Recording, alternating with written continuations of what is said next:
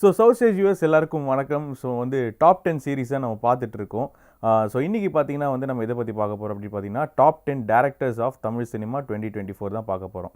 Okay, அதில் பார்த்தீங்கன்னா first அப்படின்றதுலாம் வந்து நான் ஃபஸ்ட்டு டு 10 தான் நம்ம வந்து நம்பர் வைஸ்லாம் யாரையும் கேட்டகரி பண்ணல. ஆனால் நிறைய படங்கள் வந்து இருந்தது. அதில் வந்து 10 படங்களுக்கான 10 சேர்ந்த டேரக்டர் தான் வந்து நம்ம கேட்டகரைஸ் பண்ண போகிறோம். ஸோ பார்த்தீங்கன்னா ஃபஸ்ட்டு வந்து பார்த்தீங்கன்னா பிரேம்குமார் ரிலீஸ் ஆச்சு. அதுக்கப்புறம் 6 வருஷம் எங்கடா போனார் இந்த மனுஷன், செம்ம டேரக்டர் ஆச்சு அப்படின்னு எல்லாருமே வந்து வலை வீசி தேடிட்டு இருந்தோம். ஆனால் வந்து பார்த்திங்கன்னா மெய்யழகன் மாதிரி ஒரு சூப்பரான ஒரு கிளாசிக் ஃபிலிமோட திருப்பி ஒரு கம்பேக் கொடுத்தாரு. 96க்கும் மெய்யழகனுக்கும் பார்த்திங்கன்னா நிறைய சிமிலாரிட்டிஸ் இருக்கும். சேம் 2 கேரக்டர்ஸு, அப்புறம் ஒரு நாள் நைட் நடக்கக்கூடிய ஸ்டோரி. ஸோ அதனால் வந்து பார்த்திங்கன்னா பயங்கரமான ஒரு சிமிலாரிட்டிஸ் நிறைய இருந்தாலும் மெய்யழகன் வந்து என்ன தான் ஆக்ஷன் ஃபிலிம்ஸ்லாம் வந்து அடித்து துவம்சம் பண்ணுற டைமில் ஒரு சூப்பரான ஒரு கிளாசிக் மூவியாக வந்து பிரேம்குமார் அவர்கள் கொடுத்துருப்பாரு. ஸோ மெய்யழகன் இந்த வருஷத்தோட one of the best film and Premkumar இந்த வருஷத்தோட one of the best directors. அடுத்து பார்த்தீங்கன்னா நிதிலன் சுவாமிநாதன். எஸ், ஸோ மகாராஜா அப்படின்ற ஒரு சூப்பரான படைப்பை வந்து பார்த்திங்கன்னா கொடுத்துருந்தாரு. இவரோட குரங்கு பொம்மை அப்படின்ற ஒரு படம் வந்து பார்த்திங்கன்னா அந்த நான் லீனியர் ஸ்க்ரீன் பிளேயில் வந்து அந்த படம் வந்து ஒரு பெரிய ஒரு டிஃப்ரெண்ட்டான ஒரு ஐ ஓப்பனிங்காக இருந்துச்சு. ஆனால் அதே நான் லீனியர் ஸ்க்ரீன் பிளே அப்படின்ற ஒரு ஃபார்மேட்டை வச்சு மகாராஜா அப்படின்ற ஒரு சூப்பரான ஒரு படத்தை வந்து அவர் வந்து கொடுத்துருந்தாரு. அண்ட் இதில் வந்து என்னென்னா ரொம்ப நாள் கழித்து ஒரு நடிப்பு அரக்கனாக இருக்கக்கூடிய நம்ம மக்கள் செல்வம் விஜய் சேதுபதிக்கு வந்து கரெக்டான தீனி போட்ட ஒரு படம் அப்படின்றது மாதிரி தான் சொல்ல முடியும். ஏன்னா விஜய் சேதுபதி, ஃபஹத் ஃபாசில் இவங்கெல்லாம் பார்த்திங்கன்னா ரொம்ப டெரிஃபிக்கான ஆக்டர்ஸ். அப்போ இவங்களுக்கான சில படங்கள் வந்து பார்த்திங்கன்னா எப்பயாச்சும் ஒன்ஸ் தான் அமையும். ஸோ அது மாதிரி பார்த்திங்கன்னா மகாராஜா வந்து ஒரு best film for Vijay Sethupathi கேரியர்லேயே பார்த்திங்கன்னா ஒரு 50வது படம். அதுவும் 50வது படம் வந்து ஒரு சிறந்த படம். அதுவும் வந்து ஒரு 100 கோடிக்கு மேலே உள்ள ஒரு படம் அப்படின்றப்போ அது வந்து எவ்வளோ பெரிய விஷயம் அப்படின்றது தான் இருக்குது. ஸோ இந்த மகாராஜா படத்தோட ஸ்க்ரீன் பிளே வந்து நிறைய ஃபிலிம் இன்ஸ்டியூட்டில் வந்து பார்த்திங்கன்னா அதை வந்து ரெஃபரன்ஸாக யூஸ் பண்ண போகிறாங்களாம். ஸோ டைரக்டர் நிதிலன் சுவாமிநாதனுக்கு வாழ்த்துக்கள். மூணாவது பார்த்தீங்கன்னா ராஜ்குமார் பெரியசாமி. ஸோ ரங்கூன் மாதிரி ஒரு சூப்பரான படத்துக்கு அப்புறமா ஒரு பெரிய ஒரு கேப்க்கு அப்புறம் தான் பார்த்தீங்கன்னா அமரன் அப்படின்ற ஒரு படத்தை வந்து டைரக்ட் பண்ணுறாரு. இந்த படத்தோட ஹீரோ வந்து பார்த்தீங்கன்னா சிவகார்த்திகேயன் அண்ட் ப்ரொடியூசர் வந்து ராஜ்கமல் ஃபிலிம்ஸ். ஸோ இந்த 2 காம்போ வரும்போதே பார்த்தீங்கன்னா அது எவ்வளோ பெரிய ஒரு ஸ்டார் வேல்யூ இருக்கும் அப்படின்றது நம்ம கண்டிப்பாக சொல்ல முடியும். ஏன் அப்படின்னா எஸ்கே வந்து இப்போ வந்து அவரோட ப்ரைம் ஃபார்மில் இருக்கார். அண்ட் ராஜ்கமல் ஃபிலிம்ஸும் பார்த்தீங்கன்னா ப்ரொடக்ஷனில் அவங்களுக்குன்னு ஒரு ஸ்ட்ராட்டஜி வச்சுட்டு அவங்க பண்ண படங்கள் எல்லாமே ரீசெண்ட் டைம்ஸில் பெரிய ஹிட்ஸ் தான். ஸோ இந்த ப்ரொடக்ஷனும் இந்த ஹீரோவும் சேரும் போதே பார்த்தீங்கன்னா அது வந்து ராஜ்குமார் பெரியசாமிக்கு ஒரு பெரிய அட்வான்டேஜாக மாறிச்சு. அண்ட் அமரன் வந்து உங்களுக்கே தெரியும், மேஜர் முகுந்த் வரதராஜன் அவரை பேஸ் பண்ணி ஒரு படம் தான். ஸோ இந்த பயோபிக் அண்ட் கரெக்டான கமர்ஷியல் வேல்யூ கலந்தனால இந்த படம் வந்து சிறந்த ஒரு பிளாக் பஸ்டர் படம். அண்ட் 4வது பார்த்தீங்கன்னா தமிழரசன் பச்சைமுத்து. லப்பர் பந்து அப்படின்ற ஒரு படத்தை வந்து பார்த்திங்கன்னா சூப்பராக வந்து டெலிவர் பண்ணியிருந்தார். அதாவது ஒரு ஜென்ரலான ஒரு வில்லேஜ் சப்ஜெக்டில் என்ன இருக்கும், யூஸ்வலாக இந்த ஜாதி அப்புறம் வந்து லவ் இது மாதிரி தான் இருக்கும். ஆனால் ஒரு ரூரல் பேக் ட்ராப்பில் நான் வந்து கிரிக்கெட்டை ஒரு மையமாக வச்சு ஒரு படம் எடுக்கிறேன். அண்ட் கிரிக்கெட் அப்படின்றப்போ கிரிக்கெட் மட்டும் இல்லாமல் லவ் என்ன தான் இருந்தாலும் அந்த ஈகோ அப்படின்ற ஒரு விஷயத்தை வச்சு பில்ட் பண்ணி சூப்பராக வந்து பண்ணியிருப்பாங்க. மலையாளம் படத்தில் பார்த்திங்கன்னா ஐயப்பனும் கோஷியம் அப்படின்னு ஒரு சூப்பரான படம் வரும். அதுவும் வந்து பார்த்திங்கன்னா ஈகோ பேஸ் பண்ண ஒரு படம் தான். அந்த ஈகோ வச்சுட்டே வந்து ஃபுல்லாக ஃபஸ்ட் ஹாஃப் செகண்ட் ஹாஃப்னு பார்த்திங்கன்னா பயங்கர பில்டப் பண்ணியிருப்பாங்க. ஸோ அதே மாதிரி தான் இந்த படமும் ஈகோ அப்படின்ற ஒரு விஷயத்தை வச்சுட்டு அதுவும் அந்த மாமனாருக்கும் மருமகனுக்கும் நடக்கிற அந்த ஈகோ அப்படின்றது ரொம்ப ரொம்ப புதுசான ஒரு இன்னோவேட்டிவான கான்செப்டாக இருந்துச்சு. ஸோ அதுதான் இந்த படத்தோட வெற்றியும் கூட. இந்த படம் வந்து தியேட்டரில் ரிலீஸ் ஆகும்போது பார்த்திங்கன்னா ஓடிடியில் இந்த படத்தை போடாதீங்க, நாங்கள் தியேட்டரில் இன்னும் பார்க்குறோன்னு சொல்லி மக்களே வந்து ரெக்வஸ்ட் பண்ணதாக வந்து சொல்லப்படுது. ஸோ அதனால் வந்து இந்த படம் வந்து தியேட்டர்லேயும் வெற்றி, ஓடிடியில் வந்ததுக்கப்புறமா நார்த் சைடில் தான் நிறைய பேர் பார்த்து வந்து விஷ் பண்ணியிருக்காங்க. ஸோ தமிழரசன் பச்சைமுத்து வந்து ஒரு சிறந்த இயக்குனர் அப்படின்னே சொல்லலாம். அதுக்கப்புறமா பார்த்தீங்கன்னா மாரி செல்வராஜ். எஸ், ஸோ மாரி செல்வராஜ் வந்து அவரோட லைஃப்பில் நடந்த ஒரு ரொம்ப இம்பார்ட்டண்ட்டான ரொம்ப ஒரு துக்கமான சம்பவத்தை தான் வந்து வாழை அப்படின்ற ஒரு படமாக எடுத்திருந்தார். அண்ட் இந்த வாழை படத்துக்கு பார்த்திங்கன்னா மெயினாக ஒரு ஹெல்ப் பண்ணது என்ன அப்படின்னு பார்த்தீங்கன்னா இந்த ப்ரொமோஷன் தான். கிட்டத்தட்ட எல்லா டேரக்டர்ஸு அதுக்கப்புறம் எல்லா பெரிய ஆக்டர்ஸும் வந்து இந்த படத்தை வந்து பயங்கரமாக ப்ரொமோட் பண்ணாங்க. ஸோ தியேட்டரில் இந்த படம் பார்க்கலாம், நீ இல்லையா மனுஷனா அப்படின்ற மாதிரி ஒரு கட்டத்துக்கு வந்து போயிடுச்சு. ஸோ எல்லாருமே இந்த படத்தை தியேட்டரில் பார்த்த நிறைய பேருக்கு வந்து சொல்லியிருந்தாங்க இது ஒன்றும் அவ்வளோ இமோஷ்னலாக இல்லையே அப்படின்ற மாதிரி சொல்லியிருந்தாங்க. ஆனால் என்ன உண்மையான விஷயம் அப்படின்னு பார்த்தீங்கன்னா இது வந்து ஒரு உண்மையான கதை. ஸோ இது வந்து கிளைமேக்ஸ் நடக்கிற ஒரு அந்த துக்க சம்பவம் வந்து உண்மையாக நடந்திருக்கு அப்படின்றப்போ அது வந்து மக்களுக்கு பயங்கரமாக கனெக்ட் ஆகிடுச்சு.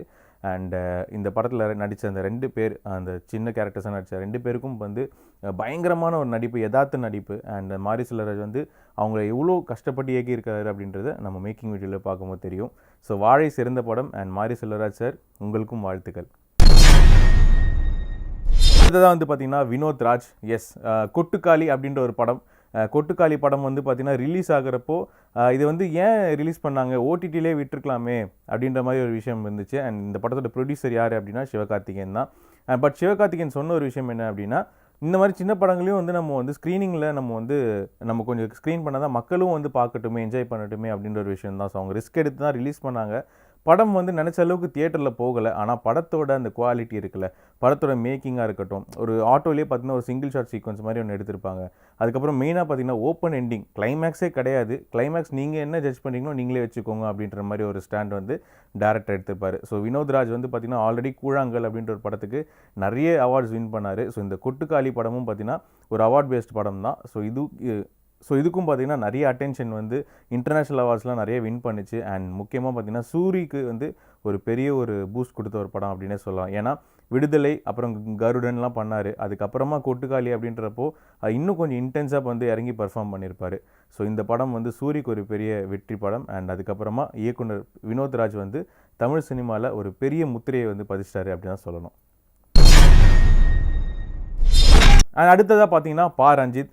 ஸோ பா ரஞ்சித் வந்து அவரோட படங்களில் வந்து அவரோட சிக்னேச்சர் இல்லாமல் இருக்கவே இருக்காது. எல்லா படத்துலையும் பார்த்தீங்கன்னா அரசியல் இருக்கும், அதுக்கப்புறம் வந்து ஏதோ ஒரு ஹிஸ்ட்ரி பேஸ் பண்ண சில விஷயங்கள்லாம் இருக்கும். பட் ஹிஸ்ட்ரியை வச்சு ஒரு படம் எடுக்கிறேன் அப்படின்னு சொல்லி தங்கலான் அப்படின்னு சொல்லி ஒரு சூப்பரான வெற்றி படத்தை எடுத்திருந்தார். சியான் விக்ரம் சாரோட கெரியர்லேயே பார்த்தீங்கன்னா பெஸ்ட்டு படம், அதுவும் 100 crores ஃபெச் பண்ண ஒரு படம் தான் இந்த படம் அப்படி தான் சொல்லப்படுது. அண்ட் இது படத்தோட மியூசிக் டைரக்டர் வந்து ஜிவி பிரகாஷ்.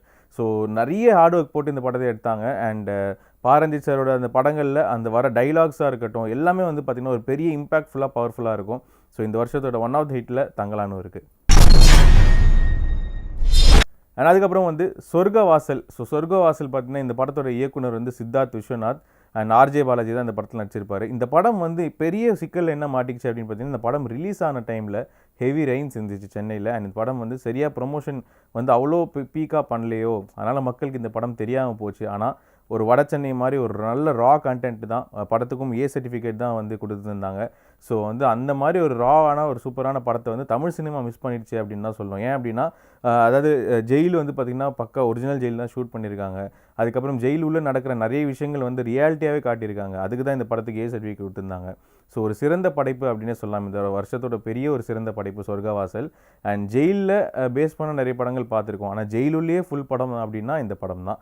ஸோ ஒரு வட சென்னை பார்த்தவங்களுக்குலாம் வந்து சொர்க்கவாசல் வந்து என்னடா வேறு மாதிரி இருக்கே அப்படின்னு மாதிரி தோணும். பட் ஆனால் அவங்க வந்து மேக்ஸிமம் ட்ரை பண்ணி பெஸ்ட்டு கொடுத்துருக்காங்க. ஸோ சித்தார்த் விஸ்வநாதனுக்கு வாழ்த்துக்கள்.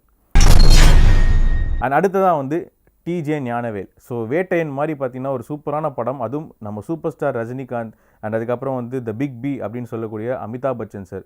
ஸோ இந்தியாவோட 2 சூப்பர் ஸ்டார்ஸ் வந்து ஒரு படத்தில் வராங்க அப்படின்னா அந்த படத்தோட ஸ்டோரியை வந்து எவ்வளோ பிலீவ் பண்ணியிருப்பாங்க அப்படின்றது தான் சொல்லப்படுது. ஏன் அப்படின்னா இவங்க 2 பேருமே பார்த்திங்கன்னா பயங்கர கமர்ஷியல் ஸ்டார்ஸ். ஆனால் இந்த படம் கமர்ஷியலாக அப்படின்னு கேட்டிங்கன்னா இல்லை அப்படின்னு தான் சொல்ல முடியும். ஒரு உண்மை சம்பவத்தை பேஸ் பண்ணி இந்த படத்தில் வந்து ஒரு ஸ்டார் வேல்யூ இருந்தால் இந்த படம் இந்த கான்செப்ட் இன்னும் ரீச் ஆகுமே அப்படின்னு சொல்லி அவங்க வந்து சூப்பர் ஸ்டார் ரஜினிகாந்த் வந்து கன்வின்ஸ் ஆனதே ஒரு பெரிய விஷயம் தான். ஏன்னா இந்த மாதிரி படங்கள்லாம் பண்ணும்போது தான் டாப் ஹீரோஸ் வந்து இந்த மாதிரி படங்கள் பண்ணும்போது தான் நிறைய சொசைட்டியில் நடக்கிற சில சென்சிட்டிவான இஷ்யூஸ்லாம் வெளியில் தெரியும் அப்படின்னு நான் நம்புகிறேன். ஸோ அதனால் இந்த படம் வந்து ஒரு சிறந்த படம் அப்படின்னு சொல்லலாம். நிறைய பேர் சொல்லியிருந்தாங்க இந்த படம் வந்து ஹிட் ஆகலை, ரஜினிக்கு முன்னாடி படம் மாதிரி ஓடலை அப்படின்லாம். ஆனால் என்ன தான் ஹிட்டோ ஃப்ளாப்போ இந்த படத்தோட அந்த கதை இருக்குல்ல, அந்த சொல்ல வந்த விஷயத்தை வந்து பக்காவாக வந்து சொல்லியிருப்பாங்க. அண்ட் அதுவும் ஒரு ஃபஸ்ட்டு டைம் ஒரு ஹீரோ வந்து ஒரு கில்ட்டில் பார்த்திங்கன்னா இந்த இன்ட்ரல் பிளாக்கை விட்டுருப்பாங்க. அது வந்து எந்த படத்துலையும் நடக்கவே நடக்காது. அதுவும் எஸ்பெஷலி ஒரு சூப்பர் ஸ்டார் ரஜினிகாந்த் மாதிரி ஒரு படம்னா அவங்க வந்து எல்லா படங்களும் பார்த்திங்கன்னா நீங்கள் வந்து ஒரு மாஸான ஒரு இன்ட்ரல் பிளாக் தான் இருக்கும். ஆனால் ஃபஸ்ட்டு டைம் ஹீரோ வந்து டவுன் ஆகிட்டாரு அப்படின்ற மாதிரி ஒரு இன்ட்ரோல் பிளாக் வச்சுருப்பாங்க. ஸோ நிறைய விஷயத்தை வந்து பார்த்திங்கன்னா அந்த ஸ்டீரியோ டைப்பிக்கான விஷயத்தை வந்து பிரேக் பண்ணப்பட்ட ஒரு படம். அண்ட் இயக்குனர் டிஜே ஞானவேல் அவர் வந்து ஆல்ரெடி ஒரு ரிப்போர்ட்டராக இருந்திருக்காரு. ஸோ அவர் வந்து அந்த ரிப்போர்ட்டிங் டைம்லேயே பார்த்திங்கன்னா நிறைய இன்சிடென்ட்ஸ் பார்த்துருக்காரு. ஸோ அது பேஸ் பண்ணி தான் ஒரு படத்தை வந்து இந்த பண்ணியிருக்காரு. ஸோ இன்னும் நிறைய படைப்புகள் வந்து அவர் கொடுப்பார் அப்படின்றத ஆழமாக நம்புகிறோம். எஸ், அண்ட் அடுத்ததாக பார்த்தீங்கன்னா இயர் எண்டில் நான் வரேன்டா அப்படின்ற மாதிரி வந்து கெத்தாக வர்றாரு நம்ம வெற்றிமாறன். எஸ், ஸோ விடுதலை 2 வந்து பார்த்தீங்கன்னா விடுதலை 1 வந்து எவ்வளோ பெரிய ஹிட் அப்படின்றது நமக்கு தெரியும். அண்ட் விடுதலை 1ல் எஸ்பெஷலி அந்த ஓப்பனிங் ஷாட் ஒரு 10 to 15 minutes அந்த சிங்கிள் ஷாட் ஒன்று எடுத்திருப்பாங்க, ட்ரெயின் கவுந்த மாதிரி.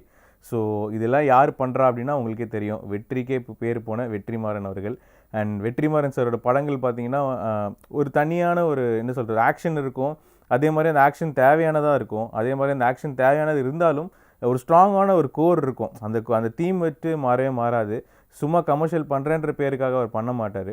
ஸோ விடுதலை 2 வந்து அந்த வாத்தியார் அப்படின்ற கேரக்டர், விஜய் சேதுபதியோட கேரக்டரை வந்து இன்னும் அவரோட லைஃப் வந்து எக்ஸ்ப்ளோர் பண்ணுற மாதிரி தான் இருக்கும்.